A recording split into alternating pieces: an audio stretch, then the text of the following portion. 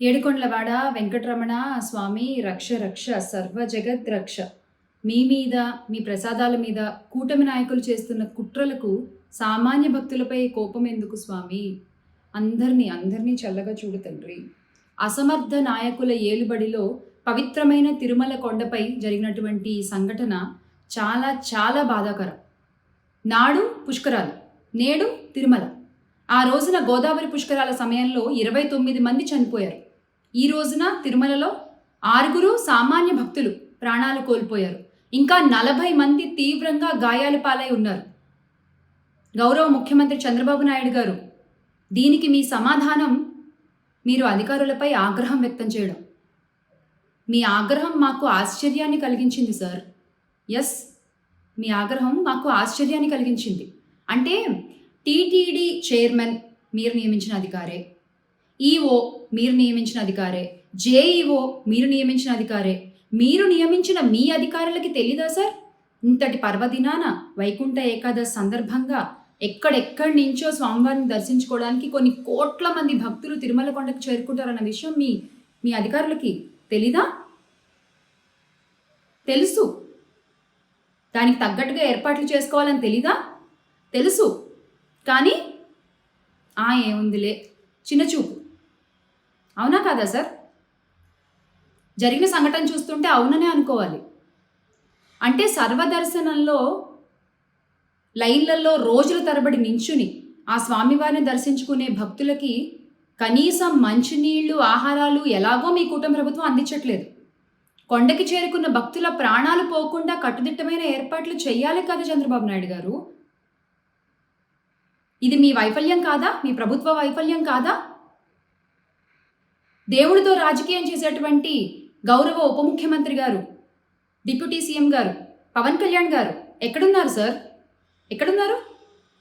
I am an unapologetic Hindu అని మైకులు పగిలిపోయేలా అరిచారు కదా సార్ ఆ రోజున.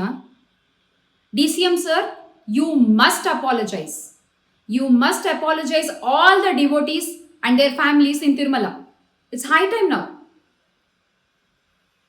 లేకపోతే మొన్న గేమ్ చేంజర్ ఈవెంట్లో జరిగిన దుర్ఘటనని గత ప్రభుత్వంపై మళ్ళీ చేసి మీరు ప్రచారం చేసినటువంటి అబద్ధాల్లాగా ఇప్పుడు ఈ సంఘటనని కూడా గత ప్రభుత్వంపై ఎలా డైవర్ట్ చేయాలా అనే ఆలోచనలో ఉన్నారా? నేను తెలియకడుతున్నాను. I'm sorry. బాగుందండి, అంతా బాగుంది. 90 కౌంటర్లు ఏర్పాటు చేశాము రకరకాల ప్లేసుల్లో అని మీరు అనౌన్స్ చేశారు. చాలా సంతోషం. ఉదయం 5 గంటల నుంచి టికెట్లు అవైలబుల్గా ఉంటాయి అని చెప్పారు. చాలా ఆనందం. అది వినగానే ఉత్తర ద్వారం ద్వారా ప్రవేశించి స్వామివారిని దర్శించుకోవాలని కొన్ని కోట్ల మంది భక్తులు రకరకాల ప్రాంతాల నుంచి ఎంతో ఆనందంతో, ఆతృతతో, ఉత్సాహంగా కొండపైకి చేరుకున్నారు. కానీ మీ ప్రభుత్వ వైఫల్యం వల్ల, మీరు చేసిన ఏర్పాట్లలో లోపం ఉండటం వల్ల ఈ రోజున విష్ణు నివాసం వద్ద కావచ్చు, బైరాగపెట్టడి వద్ద కావచ్చు, ఇంకా రకరకాల ప్లేసెస్లో ఎంత తొక్కిసలాటాలు జరిగాయండి.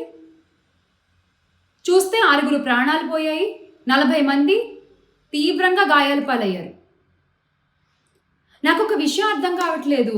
ఈ కూటమి ప్రభుత్వం అంటే queue line management failed, GST failed, development failed, law and order failed.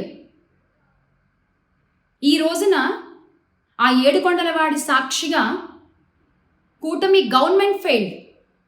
Tirumala కొండపై జరిగిన ఈ దుర్ఘటనలో ప్రాణాలు కోల్పోయిన వారి ఆత్మలకి శాంతి చేకూరాలని మనస్ఫూర్తిగా స్వామివారిని కోరుకుంటూ, ఆ కుటుంబానికి ఈ కష్టాన్ని ఎదుర్కొనే ధైర్యాన్ని ఇవ్వాలి అని నేను కోరుకుంటున్నాను.